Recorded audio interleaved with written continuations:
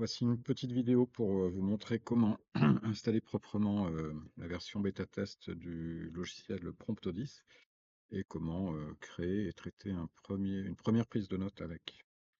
Alors tout d'abord, quand vous aurez récupéré le fichier en .zip, je vous préconise de l'installer de le positionner dans votre répertoire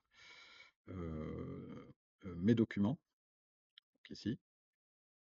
Et puis donc il suffit dans un premier temps de le sélectionner et de le dézipper en choisissant avec un clic droit de la souris le menu extraire tout. C'est parti, valide, extraire. C'est très rapide, normalement ça a dû vous créer le répertoire Promptodis avec un numéro de version ici comme chez moi. Donc quand on ouvre ce répertoire, on trouve différents fichiers. Le plus important, c'est l'exécutable qui est là, et ce que je vous recommande, c'est d'en créer un raccourci que vous placerez sur le bureau pour un lancement plus direct. Donc on va pour ça faire un clic droit avec la souris. Je crois que c'est afficher d'autres options et créer un raccourci ici en bas. Voilà. Maintenant qu'on a ce raccourci, la bonne pratique, c'est de le coller sur le bureau directement pour un accès plus rapide. Voilà. Je le mets ici, plein milieu, sur mon ordinateur. Maintenant, une fois que ça c'est fait, ben on va simplement le démarrer pour faire une première prise de notes, qui peut se faire d'ailleurs sans accès Internet à ce stade, puisque donc ça peut s'utiliser en classe, à l'école, sans accès à Internet. Je lance le logiciel Promptodis. On va attendre que ça se charge. Ça peut être un peu long, ça dépend de votre version de Windows et de la rapidité de votre ordinateur. On voit ici que l'éditeur a démarré.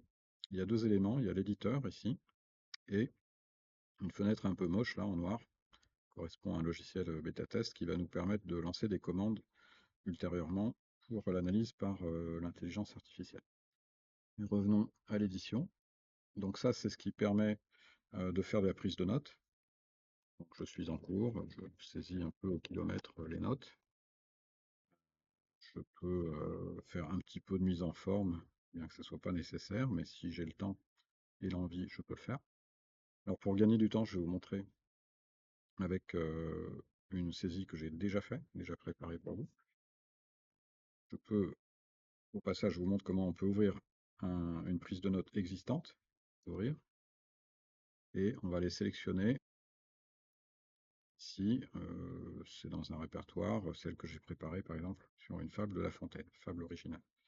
On sélectionne le dossier, autorisation requise, OK, et on voit ici qu'on a chargé une prise de notes qui comporte d'ailleurs une image.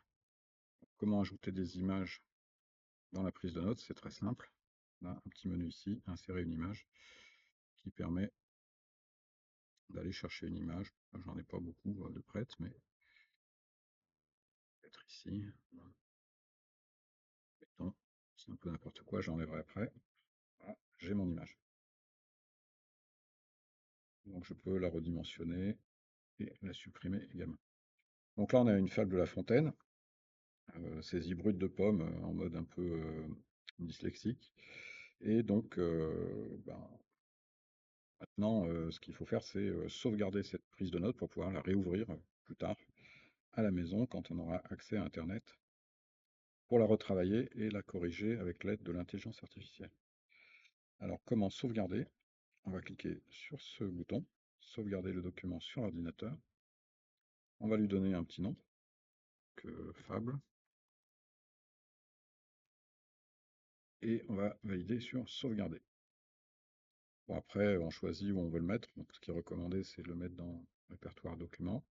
Moi, j'avais créé un répertoire Promptodis exprès. Et on va donc sélectionner ce dossier, Promptodis. Hop, on autorise, patiente. Voilà, donc le document a été sauvegardé et comporte du texte et une image. Pour le vérifier, il faut le réouvrir bien sûr. Fable. le voilà. Donc sans changement. Ok. Donc bah, ça c'est parfait. Maintenant, on va terminer cette vidéo et je vous recommande de suivre la prochaine vidéo qui sera dédiée à comment faire traiter mes prises de notes par l'intelligence artificielle.